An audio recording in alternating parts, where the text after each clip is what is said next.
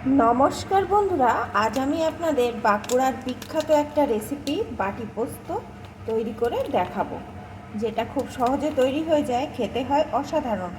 তার জন্যে এখানে আমি একটা মিক্সিং জার নিয়ে নিয়েছি, আর এখানে জেকে পোস্তর 1 প্যাকেট পোস্ত আমি নিয়ে নিয়েছি। বন্ধুরা, আপনারা কিন্তু যে কোনো পোস্তটাই নিতে পারেন। এই পোস্তটা এখন আমি এই মিক্সিং জারের ভিতরে ঢেলে দেবো।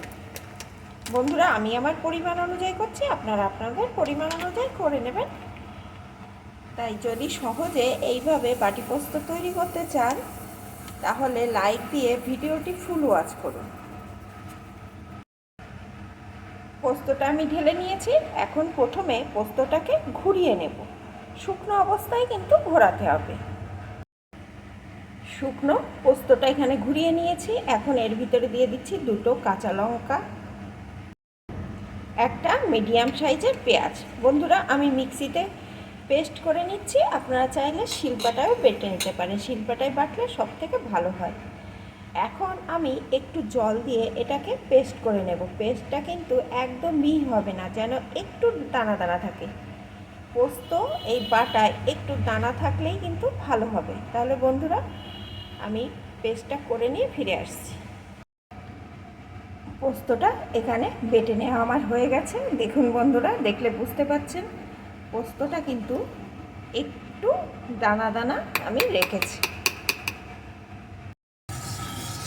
রান্নার জন্য এখানে আমি কড়াইতে পরিমাণ মতো সর্ষের তেল দিয়ে দিয়েছি। বন্ধুরা, রান্নাটা অবশ্যই কিন্তু সর্ষের তেলে করতে হবে। তেলটাকে সুন্দরভাবে গরম করে নিয়েছি। এখন ওই বেটে রাখা পোস্তটা এর ভিতরে ঢেলে দেব।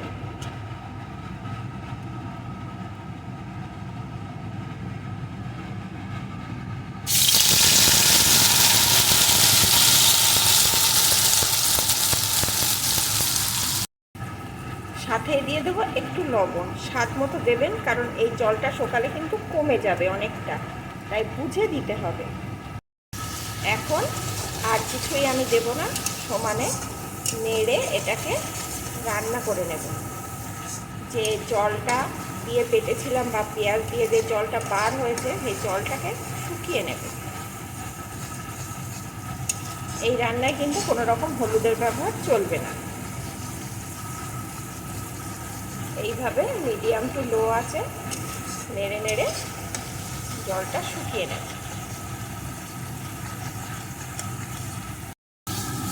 মিডিয়াম টু লো আছে, বেশ কিছুক্ষণ আমি নেড়ে নিয়েছি। দেখুন বন্ধুরা, জলটা কিন্তু শুকিয়ে গেছে আর উপর দিয়ে তেলও উঠে আসছে। এখন আমি দিয়ে দেবো এর উপর দিয়ে 2টো চেরা কাঁচা লঙ্কা, আর যেটা না দিলেই নয় সেটা হচ্ছে কাঁচা সরিষার তেল। সামান্য একটুই দিয়ে দেবো। একটু মিশিয়ে নেব। বন্ধুরা, এখন কিন্তু আমার এই বাঁকুড়ার বিখ্যাত একটা রেসিপি বাটি পোস্ত একদম রেডি। গরম ভাতের সাথে এই বাটি পোস্ত থাকলে বন্ধুরা আর কোনো পদ দরকার পড়বে না। রান্নাটা একদমই সোজা, খুব সহজে খুব তাড়াতাড়ি হয়ে যায়। গরম ভাতের সাথে এইভাবে একবার তৈরি করে খেয়ে দেখবেন। পোস্তর তো অনেক দাম, তবে খুব বেশি কিন্তু লাগে না। এই 1 প্যাকেট পোস্তই কিন্তু 5-6 জন খেয়ে নিতে পারবেন। একটু করে দিলেই আপনার 1 থালা গরম ভাত একদম শেষ হয়ে যাবে। তাহলে বন্ধুরা, আমার এই রেসিপিটি আপনাদের কেমন লাগলো প্লিজ কমেন্ট করবেন। ভালো লাগলে লাইক শেয়ার করে দেবেন।